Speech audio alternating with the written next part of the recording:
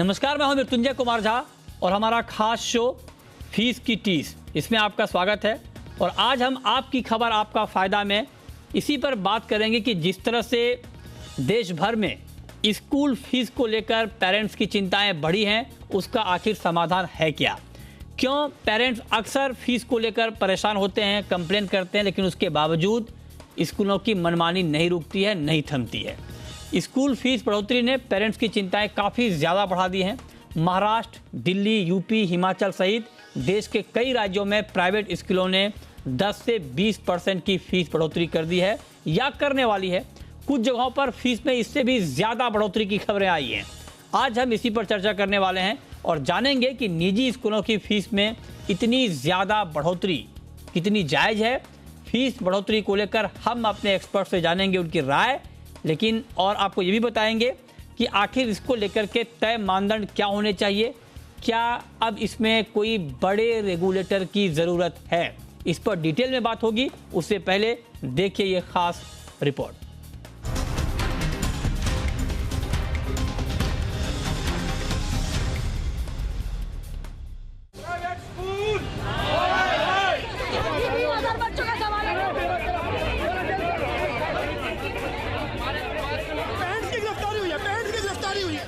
पहले कोरोना की मार, फिर महंगाई और अब स्कूलों की बढ़ती फीस। पेरेंट्स की मुश्किलें कम होने का नाम ही नहीं ले रही।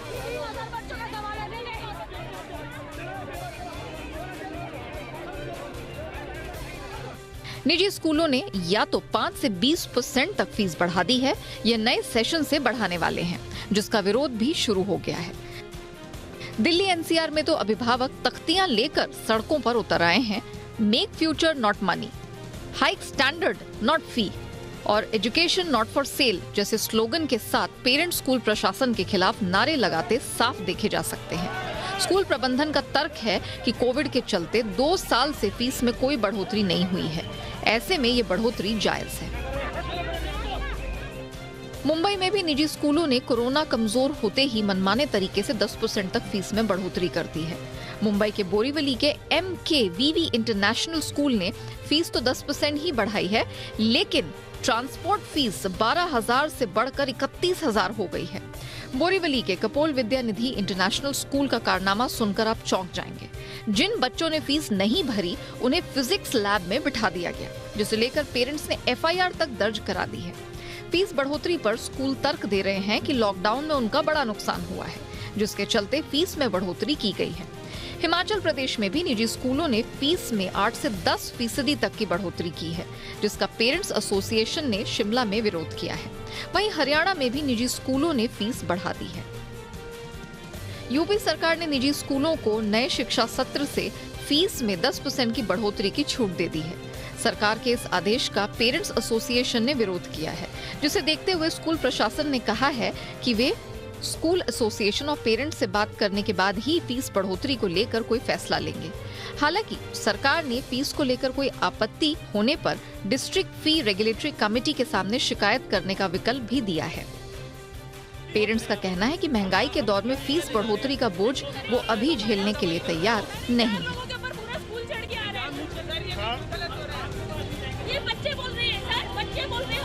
मध्य प्रदेश, हरियाणा और यूपी में जहां निजी स्कूलों को 10% तक फीस बढ़ोतरी की मंजूरी है, वहीं दिल्ली में फीस बढ़ोतरी के लिए दिल्ली सरकार से मंजूरी लेनी होती है।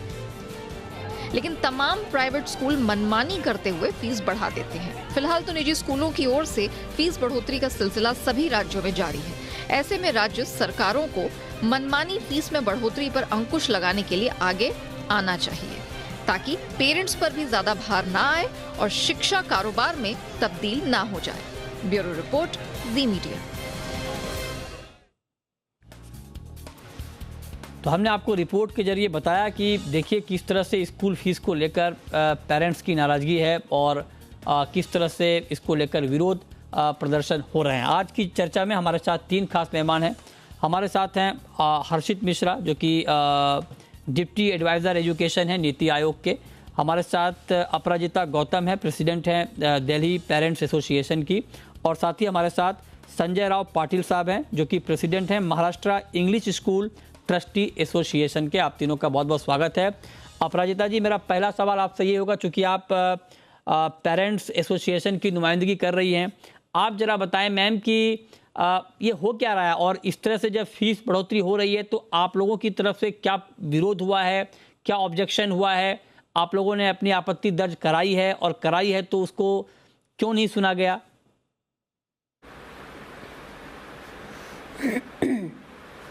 मृत्युंजय जी, ये आज की कहानी नहीं है। मैं आपको बता देती हूँ, हम सालों से इसके खिलाफ लड़ रहे हैं, बट हमारी जो दिल्ली सरकार है वो रियलिटी को छुपाते हुए मार्केट में केवल और केवल झूठ बेच रही है और विज्ञापन के थ्रू अपना प्रचार प्रसार कर रही है। मैं आज फिर आपके चैनल पे मैं आंकड़ों के हिसाब से समझाऊंगी, क्योंकि अभी मैं देख रही थी आपने हमारी वो क्लिप्स चलाई थी जो सेंट थॉमस स्कूल के बाहर हुआ था। आपने उसमें देखा कि पेरेंट्स के साथ हाथापाई भी की गई है। अब मैं आपको बताती हूँ सेंट थॉमस स्कूल में हुआ क्या है, जहां पर हमारे शिक्षा मंत्री कहते हैं उन्होंने फीस बढ़ाने की परमिशन नहीं दी। मेरे हाथ में इसको हमने एक्सेल शीट में कन्वर्ट कर दिया है। ये हमारे स्कूल जो फीस होती है उसको हम एक एक्सेल में बांध के कंपैरिजन चार्ट हमने तैयार किया है। इस कंपैरिजन चार्ट में 2015-16 की फीस ये जो अभिभावक पे करता था वो 25,000 पे करता था। आज लगातार बढ़ते बढ़ते ये फीस पहुंच गई 40,000 में। अब आप ये बताइए, दिल्ली सरकार एक तरफ दावा करती है हमने फीस बढ़ने नहीं दी, तो ये स्कूलों की फीस बढ़ी कैसे? दिल्ली सरकार ये कहती है, जैसे शिक्षा मंत्री जी ने अपने बयान में बोला कि हम ऑडिट करते हैं तभी परमिशन देते हैं। सर, ये तो रियलिटी है, कोर्ट में भी आप लोगों ने बोला है आप लोगों से ऑडिट नहीं हुआ है। तो आज की डेट में अभिभावक जो है सड़कों में नहीं आएगा तो क्या करेगा? मैं आपको बता देती हूँ, अभिभावक सालों से जब फीस बढ़ती है, जब सत्र शुरू होता है, इस आवाज को उठाता है, महीनों तक कंप्लेंट्स करता है। कंप्लेंट्स करने के बाद या तो उनको कोर्ट जाना पड़ता है, या अगर ज्यादा एजिटेशन होता है कहीं शिक्षा विभाग अपनी तरफ से इंक्वायरी करता है। जो शिक्षा विभाग कई महीनों से मना कर रहा होता है कि जी कोई डिफरेंस नहीं है, आपको फीस नहीं देनी, स्कूल गलत नहीं कर रहा। आप ये देखिए, वही शिक्षा विभाग जब इंक्वायरी करता है, मेरे हाथ में मैं अब 2 एग्जाम्पल लेके बैठी हुई हूँ, एक डीपीएस द्वारका का ऑर्डर है और एक बाल भारती पीतमपुरा का ऑर्डर है। अब आप ये देखिए, इन ऑर्डर में साफ साफ है स्कूलों के पास करोड़ों का सरप्लस है। तो प्रश्न ये है, जब आपके पास स्कूलों के पास करोड़ों का सरप्लस है और एक्स फंड, एग्जाम्पल देती हूँ, डेवलपमेंट फंड में है, मेरा लॉ तो ये भी कहता है डेवलपमेंट फंड हर साल लेना जरूरी नहीं है। जब आपके पास यहाँ पर एक स्कूल का जो एग्जाम्पल है 10 करोड़ का डेवलपमेंट फंड रिजर्व फंड में पड़ा हुआ है, तो आप पेरेंट्स से डेवलपमेंट फंड का नाम का पैसे नहीं ले सकते। तो आज अभिभावक जब अपनी आवाज उठाने के लिए जाता है, क्योंकि ये पूरा सिस्टम करप्ट है, शिक्षा विभाग क्यों सुनेगा जब शिक्षा मंत्री खुद मीडिया में आके बयान दे रहे हैं कि हमने फीस बढ़ाने की इजाजत नहीं दी। अब पेरेंट्स के साथ इस कश्मोकश में है। आपने एक चीज और मेंशन की, बॉम्बे का आपने मेंशन किया, मैं आपको बता देती हूँ, मैं एक कागज और लेके बैठी हूँ। ऐसा नहीं है ये बॉम्बे में हुआ, हमारी वर्ल्ड क्लास शिक्षा वाली दिल्ली में भी हुआ है। इस पेरेंट ने मुझे अपने एप्लीकेशन दिया है, साफ साफ ये बोला है कि आपको नेक्स्ट क्लास में प्रमोट नहीं करेंगे। मैं आपको बता देती हूँ, ये बाल भारती पूसा रोड का स्कूल है, वहां पर भी बच्चों को जिनके पेरेंट्स ने गैर कानूनी फीस देने से मना किया, उनको क्लास से बाहर निकालकर किसी को लाइब्रेरी में बैठा दिया, किसी को लैब में बैठा दिया, किसी को प्रिंसिपल रूम के सामने बता दिया। अब आप मुझे एक छोटा सा बताइए, 2 साल से बच्चे जिस मानसिक पीड़ा से गुजर रहे थे, हम सब गुजर रहे थे। बच्चों की सोचिए, जो खुशी खुशी स्कूल गए और स्कूल जाते अगर उनका ये मानसिक उत्पीड़न होता है, जो जे एक्ट के सेक्शन 75 के अंतर्गत आता है कॉर्पोरल पनिशमेंट, तो स्कूलों पे कार्रवाई क्यों नहीं हो रही है? ये बात बहुत महत्वपूर्ण है। जो बात आपने आंकड़ों के जरिए यहाँ पर आपने बताया, वो बहुत गंभीर मामला है कि आखिर इसके ऊपर नकेल है क्यों नहीं। अब पाटिल साहब, आप जरा बताइए, आप तो स्कूल एसोसिएशन से जुड़े हुए हैं, क्यों हो रहा है सर ऐसा? जबकि अगर हम महाराष्ट्र की बात करें, यहाँ पर तो सरकार ने आदेश भी दे दिए थे कि 15% आपको फीस कटौती करनी है, कटौती तो नहीं हुई, उसके उलट बढ़ा दी गई फीस। ये तो मनमानी है, इसको लेकर आप लोग क्या कर रहे हैं? देखिए कैसा है, 10% स्कूल ऐसे हैं कि जो स्कूल मनमानी करते हैं, लेकिन बाकी 90% स्कूलों के लिए ये तकलीफ हो जाती है और वो 90% स्कूल बदनाम किए जा रहे हैं। असल में बात वो है कि वो 10% जो स्कूल है वो है कहाँ, तो वो सिर्फ शहरों में है, सिटियों में है, जिनकी फीस लाख, 1.5 लाख, 2 लाख के ऊपर फीस है। वो लोगों के लिए वो कोई मायने नहीं रखता है कि दो साल कोरोना था या नहीं था। और वहाँ पर जाने वाले जो पेरेंट्स हैं वो भी हाई लेवल के पेरेंट्स हैं, वो लो मतलब उनकी जो कमाई जो होती है वो लो लेवल की नहीं होती है। अब रही बात 15% महाराष्ट्र में फीस कटौती का आदेश निकालने की, तो उसके पहले ही मेस्टा एसोसिएशन जो हमारा है, Maharashtra English school trustees association, उसके माध्यम से हमने 25% फीस कटौती कर दी थी। अच्छा, उसका ऐलान भी कर दिया था, सारे मीडिया में उसके न्यूज आए, सारे प्रिंट मीडिया में भी उसके न्यूज आए और लोगों ने उसका फायदा भी उठाया। बट उसके बाद में सरकार को ऐसा लगा कि हमें भी कुछ करना चाहिए और हमें भी कुछ ना कुछ, मतलब क्या होता है ना, जेब तो हमारी काटेंगे लेकिन नाम तो उनका खुद का करेंगे। इसलिए 15% फीस कटौती हमको करने के लिए बोला है। अभी मुझे एक बात बताइए, 15% फीस कटौती अगर करेंगे तो वो 15% फीस हमारी जेब से चले जाएगी, सरकार का क्या जाएगा? तो सरकार ने हमको वो फी देनी चाहिए। इसके लिए हम लोग कोर्ट में गए और वो 15% फी कटौती का जो नहीं सरकार, नहीं एक मिनट सर, सरकार को क्यों देना चाहिए आपको? आपका खर्च भी कम हुआ ना पूरे जो कोर्ट। एक मिनट सर, जो कोर्ट का ऑब्जर्वेशन था वो ये था कि कोरोना पीरियड में चूंकि ऑनलाइन क्लासेस चल रहे थे तो आपका खर्च कम हुआ, आपको बिजली की बचत हुई, आपको मतलब बाकी जो एक्सपेंसेस हैं जो अदर, वो खर्च कम हुए। तो फिर सरकार क्यों देगी आपको पैसा? खर्च हमारा कम नहीं हुआ है। हमको जिस तरह से ऑनलाइन पढ़ाई हम कर रहे हैं, ऑनलाइन के ऊपर हमारा खर्चा हो रहा है, हमको हमारे जो भी टीचर हैं उनको पेमेंट तो उतनी देना पड़ रही है। पेमेंट देना पड़ रहा है सर। दूसरी बात यह है कि पेरेंट्स की बात आप सोचो कि देखो महंगाई कहाँ नहीं बढ़ रही है, बताओ। महंगाई पेट्रोल में बढ़ रही है, महंगाई गैस में बढ़ रही है, महंगाई कहाँ हर जगह पे बढ़ रही है, डीजल में बढ़ रही है। तो नहीं, फीस लेने में दिक्कत नहीं। पेरेंट्स जो है वो स्कूल में अगर थोड़ा बहुत ऊंच नीच हो जाता है तो पेरेंट्स रास्ते पे उतरते हैं।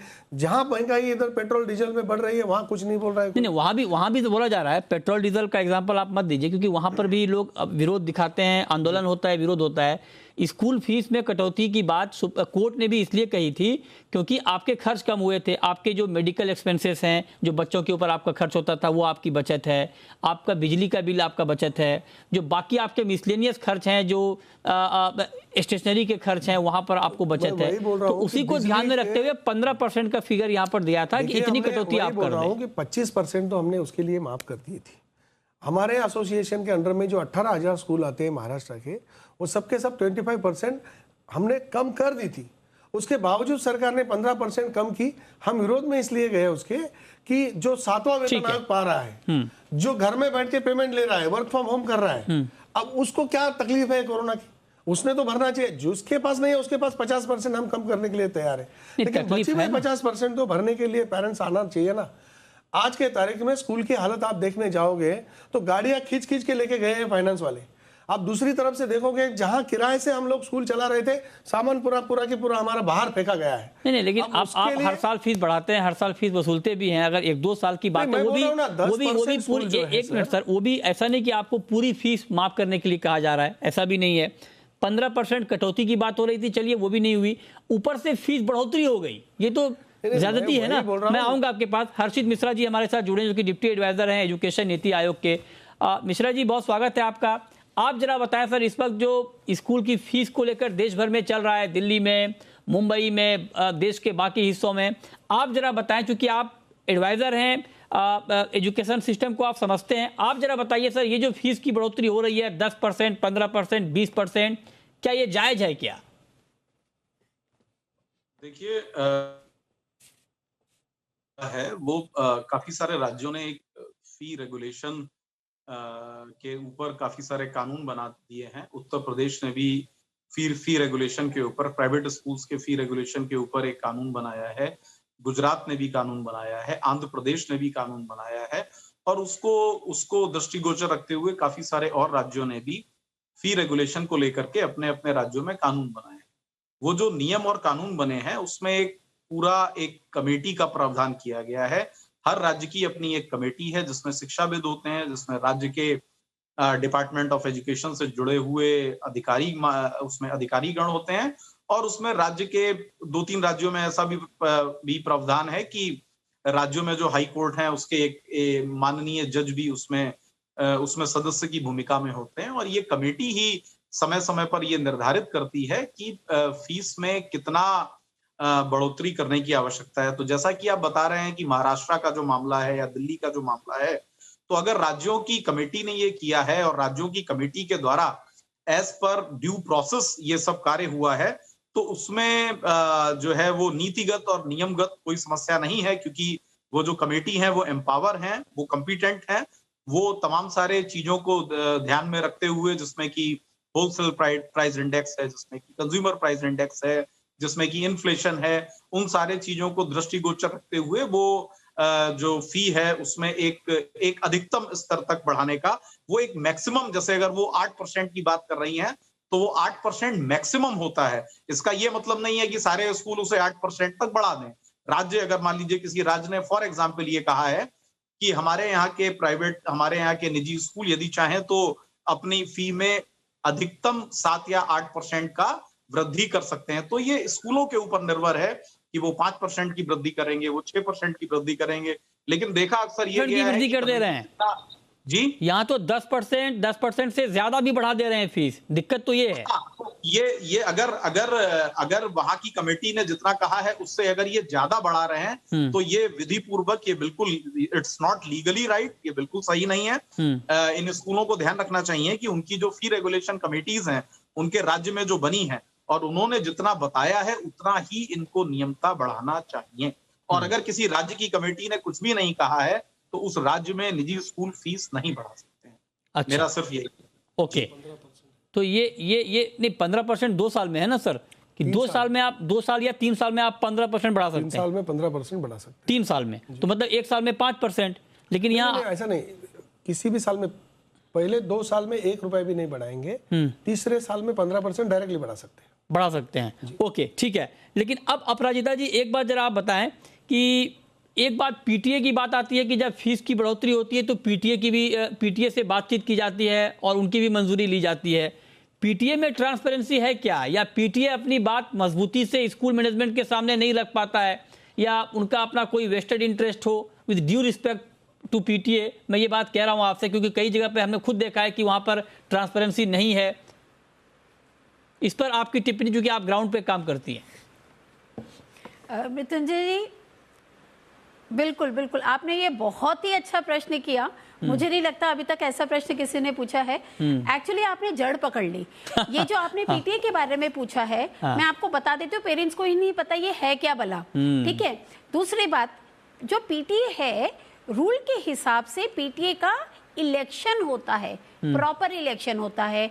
हर पेरेंट, क्योंकि ऑटोमेटिकली स्कूल का स्टेक होल्डर होता है, हर पेरेंट के पास राइट है, जो इलेक्शन लड़ना चाहता है, जो कॉन्टेस्ट करना चाहता है, वो अपना एप्लीकेशन दे दे और अपना कॉन्टेस्ट करे। बट होता क्या है, ग्राउंड रियलिटी ये होती है, पेरेंट्स को कोई इंटीमेशन नहीं दिया जाता और चुपचाप इलेक्टेड नहीं, सिलेक्टेड लोगों को बैठा के पीटीए में रख लिया जाता है। दिल्ली राजधानी जो है, यहाँ पर यही हो रहा है। अभी आप बातचीत कर रहे थे 10% प्रति 15%, भूल जाइए सर। दिल्ली में तो ये हालत है, आपके मेरे हाथ में डीपीएस मथुरा रोड की एक्सेल शीट है। इसके पीछे हमने सारे, किसी को ये ना लगे हमने अपने हिसाब से बढ़ा दिए, तो हमने तो फीस स्लिप भी लगा रखी है। डीपीएस मथुरा रोड तो 20% तक बढ़ा रहा है। तो यहाँ पर जो पीटीए है, जो पीटीए सिलेक्टेड है, अब देखिए पीटीए का रोल कितना भर है। पीटीए का एक मेंबर फिर जाता है मैनेजमेंट कमेटी में, ये मैं दिल्ली का सिस्टम बता रही हूँ। पीटीए का एक मेंबर जाता है मैनेजमेंट कमेटी में, वो मेंबर भी खरीदा ही हुआ है। अब 21 लोगों की जो मैनेजमेंट कमेटी है, पेरेंट रिप्रेजेंटेटिव, चाहे 3000 बच्चे हैं चाहे 5000, अब आप रेशो देखिए। हमारी आवाज तो जिसके जरिए रखी जा रही है वो आदमी पहले खरीद लिया, और वो भी एकलौता आदमी। मेजॉरिटी तो ऑलरेडी स्कूल के पास है। अब उसमें बात आती है कि जब आपकी मैनेजमेंट कमेटी बनती है, उसमें शिक्षा के अधिकारियों की भी इन्वॉल्वमेंट होनी चाहिए। बट शिक्षा के अधिकारियों को या तो स्कूल बुलाता नहीं है या वो जाते नहीं है। ठीक है, ये महत्वपूर्ण ऑब्जर्वेशन है, क्योंकि आप ग्राउंड पर काम करती हैं और इसलिए ये सवाल मैंने आपसे पूछा। लेकिन सवाल ये है कि हर साल जब फीस का मसला आता है तो उसको लेकर देश के अलग अलग हिस्सों में विरोध हम देखते हैं, पेरेंट्स नाराज होते हैं, बच्चों को परेशानी होती है, अलग अलग तरह के वाक़ये सामने आते हैं। तो इस पूरी समस्या का आखिर समाधान है क्या? अब हर्षित मिश्रा जी, एक बात मैं आपसे पूछता हूं सर कि ये हर साल का मसला है, हर साल ये मामला सामने आता है, तो आप जरा बताएं कि क्या इसको देखते हुए आपको लगता है कि एक यूनिवर्सल रेगुलेटरी बॉडी होनी चाहिए जो तय करे कि हाँ एक फीस में एक यूनिफॉर्म बढ़ोतरी इतनी होनी चाहिए, इससे ज़्यादा नहीं, इससे कम नहीं? आपको लगता है कि उसकी ज़रूरत आ गई है ताकि इस तरह की मनमानी पर रोक लग सके? देखिए, शिक्षा चूंकि कंकरेंट लिस्ट में है, समवर्ती सूची का विषय है, तो यूनिवर्सल बॉडी की बात तो राज्यों के अधिकारों में अतिक्रमण भी होगा। इसमें केंद्र सरकार के द्वारा एक यूनिवर्सल बॉडी का बनाया जाना जो है वो कंकरेंट लिस्ट में, अगर ये यूनियन लिस्ट में होता तो एक यूनिवर्सल बॉडी बनाई जा सकती थी, लेकिन चूंकि ये समवर्ती सूची का विषय है, कंकरेंट लिस्ट का विषय है, तो उसमें राज्यों के अपने अधिकार हैं और उनको अपने अधिकारों का पालन करना चाहिए। दूसरा, मैं अपराजिता जी जो ये बता रही हैं कि डीपीएस मथुरा का एग्जाम्पल दे रही हैं और वहां 20% तक का जो ग्रोथ किया गया है, तो मैं उनके माध्यम से उनसे निवेदन करूंगा और उनके माध्यम से आपके सारे तमाम दर्शकों और पीटीए मेंबर से भी अनुरोध करूंगा कि directorate of education government of NCT of Delhi में जो ग्रीवांस ऑफिसर हैं जो इन पूरे मामलों को देखते हैं, उनको जरूर वो अपना ग्रीवांस एड्रेस करें और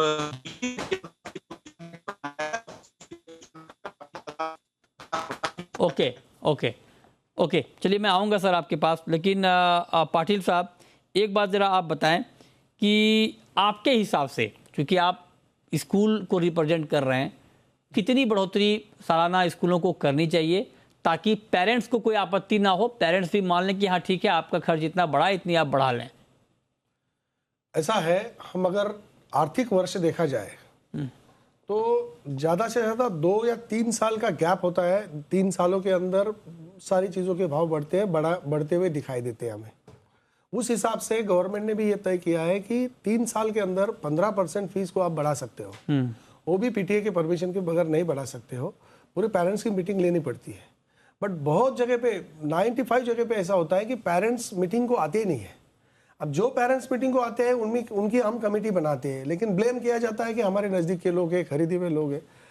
इस तरह के आरोप करना गलत बात है, क्योंकि खरीदे हुए कोई पेरेंट्स नहीं होते हैं। हर पेरेंट जो होता है अपने अपने जिम्मेदारी निभाने वाला होता है। अभी इसीलिए तो आपके सामने ये सारे के सारे वाकया आ रहे हैं, ये सारे मामले आपके सामने इसलिए आ रहे हैं कि पेरेंट जागरूक है। पेरेंट को पता होता है 10 रुपए भी फी अगर बढ़ जाती है, किसी चीज को 10 रुपए ज्यादा लिया जाता है। बट अब सवाल यही है कि हर चीज के भाव बढ़ रहे हैं। जब रॉ मटेरियल के भाव बढ़ जाते हैं तो आपको पता है कि कोई भी चीज महंगी मिलने वाली है। नहीं, लेकिन सर ये बात ठीक है, अब आप 15% 3 साल में तो 5% आप, लेकिन अब मान लीजिए कोई 10% बढ़ा रहा है, कोई 20% बढ़ा रहा है, तो ये तो गलत है ना। देखो, ये अगर नियम को छोड़ के अगर कोई स्कूल बढ़ाती होगी तो हमारा एसोसिएशन उसका समर्थन बिल्कुल नहीं करेगा। अच्छा, फीस में बढ़ोतरी तो अलग बात है, आप कह रहे हैं कि आप समर्थन नहीं कर रहे हैं, फीस में बढ़ोतरी तो अलग बात है। बच्चों को जो एक मेंटली टॉर्चर किया जाता है, पता चला आपने रिजल्ट रोक लिया, फीस अगर जमा नहीं हुआ तो आपने रिजल्ट रोक दिया, बच्चे को आप क्लास में न जाने नहीं दे रहे हैं, ये तो गलत बात है। लेकिन ये भी बात सोचो कि भाई अगर कोई भी स्कूल में विदाउट टीसी प्रवेश मिल जाती है, एंट्री मिल जाती है, तो पेरेंट्स हमेशा हमारी फीस डुबा के डायरेक्ट वो बच्चे को विदाउट टीसी दूसरे स्कूल में एडमिशन करा देता है, भर्ती करा देता है। उसके वजह से हमारी फीस डूब जाती है। कहाँ डूबती है सर? प्राइवेट स्कूल तो इतनी फीस लेते हैं कि कोई हिम्मत नहीं कर सकता है कि आप स्कूल चेंज करें। ये हकीकत है। प्राइवेट स्कूल एडमिशन के वक्त में पता नहीं कौन कौन से चार्जेज, जो कभी समझ में नहीं आने वाले चार्जेज लगाते हैं, और इतने ज्यादा चार्जेज होते हैं कि आप हिम्मत नहीं कर पाएंगे कि आप स्कूल भी चेंज करें, क्योंकि दूसरी जगह आपको उतनी फीस फिर देनी पड़ेगी। अपराजिता जी, आप जरा बताएं मैम कि इसका सॉल्यूशन क्या हो सकता है? एक मिनट मुझे बोलने दीजिए आप। देखिए, जिस वक्त पेरेंट्स हमारे पास आते हैं एडमिशन के लिए, हमारी पूरी सूची उनके सामने होती है। पूरा हमने जो बिल, जो मतलब जो फीस में जो हमने जो आइटम लगाए हैं, चाहे वो किताब हो, चाहे वो यूनिफॉर्म हो, चाहे वो अदर एक्टिविटीज हो, हर चीज पेरेंट्स को हम पहले ही बता देते हैं एडमिशन से पहले कि भाई इतनी हमारी सारी मिला के बताते हैं। लेकिन पेरेंट्स की मजबूरी है ना सर, देना ही है। पेरेंट्स कहाँ जाएंगे? एक स्कूल में नहीं जाएंगे तो 20 स्कूल में जाएंगे, वहां भी वही हाल है। मतलब एक स्कूल की कहानी तो है नहीं है। अपराजिता जी, बिल्कुल संक्षेप में आपके हिसाब से क्या सॉल्यूशन इसका होना चाहिए ताकि इस तरह का मामला हर साल ना आए? अपराजिता जी, सोल्यूशन निकालिए, ब्लेम मत कीजिए। मैं ये आप पाटिल जी बोलने दीजिए। देखिए, इसका सॉल्यूशन तो हमारे साथ नीति आयोग जी से मिश्रा जी हैं। मैं उनसे अनुरोध करूंगी कि सर आप सेंट्रल गवर्नमेंट के पास एक प्रपोजल दीजिए। मैं मानती हूँ कॉन्करेंट लिस्ट में है, बट अगर हम स्टेट्स में स्कूल्स को कैटेगरी वाइज डिवाइड कर देते हैं, एक बात, दूसरी बात वो स्कूल कौन सा पे कमीशन पे कर रहा है उसके हिसाब से अगर हम एक जो ट्यूशन फीस है अगर हम इसको फिक्स कर देते हैं। एग्जांपल देती हूँ, कैटेगरी का स्कूल है वो 7th पे कमीशन दे रहा है और कैलकुलेशन के हिसाब से वो ट्यूशन फीस के नाम पे 6,000 चार्ज कर सकता है, तो वो उसी कैटेगरी के जितने स्कूल हो वो उतनी ही ट्यूशन फीस चार्ज करे। ये बात मैं क्यों कह रही हूँ मिश्रा जी आपसे, इस बारे में आप लोगों को सेंट्रल गवर्नमेंट को इंटरवीन इसलिए करना पड़ेगा। मैं दिल्ली के ही एग्जांपल बताऊं, दिल्ली का हर स्कूल कहता है मैं 7th पे कमीशन दे रहा हूँ। एक स्कूल ट्यूशन फीस पे ध्यान दे रही हूँ 14,000 चार्ज करता है, दूसरा स्कूल ट्यूशन फीस 4,000 चार्ज करता है। भाई तुम 14,000 में तुम टीचर को ऐसा कितना पेमेंट कर रहे हो जो 4,000 में काम कर रहा है? ठीक बात है, ये बहुत वैलिड पॉइंट है मैम, क्योंकि टाइम कम है, आपने बहुत महत्वपूर्ण मुद्दा उठाया है, वक्त कम है। मैं खत्म करती हूँ एक लाइन में। यस, ये महत्वपूर्ण है।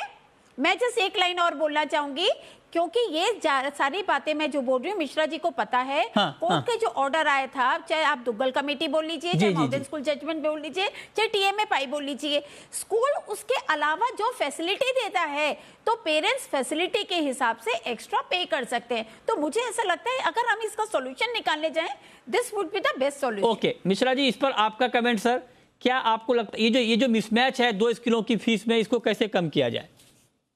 नहीं, बिल्कुल, मैं अपराजिता जी ने जो सुझाव दिया है वो सुझाव जो है हमारे पास पहले भी ऐसे कई सुझाव आ चुके हैं, लेकिन इसमें समस्या ये है कि लगभग 99% स्कूल, प्राइवेट स्कूल ये क्लेम करते हैं कि वो 7th पे कमीशन दे रहे हैं या वो pay as equivalent to the state और सेंट्रल गवर्नमेंट दे रहे हैं। तो हमारे पास ऐसा कोई मैकेनिज्म भी होना चाहिए जिससे हमें ये थर्ड पार्टी इवेल्युएशन हो पाए, या एटलीस्ट भारत सरकार को ये निर्धारित किया जा सके कि भाई ए स्कूल है वो वास्तव में अपने टीचर्स को 7th पे कमीशन दे रहा है। ठीक है कि सारे स्कूल ये क्लेम कर रहे हैं कि भाई हम 7th पे दे रहे हैं या हम 6th पे दे रहे हैं, तो ये एक थोड़ा सा बात है। और दूसरा, मुझे यहाँ पर सिर्फ एक लाइन मैं कहूंगा कि प्राइवेट स्कूल जो हैं, जो हमारे निजी स्कूल हैं, उनको ज्यादा से ज्यादा पारदर्शिता जो है वो दिखानी पड़ेगी। जैसे अभी आपने बिल्कुल सही कहा कि हम A स्कूल जाए या B स्कूल जाए, हम एडमिशन के समय ही इतना ज्यादा फी दिया जाता है कि गार्जियन अगर चाहे उसके बाद भी वो अपनी बेबी का नाम वहां से नहीं कटा सकता, स्टूडेंट का नाम नहीं कटवा सकता। तो थोड़ा पारदर्शिता की आवश्यकता है,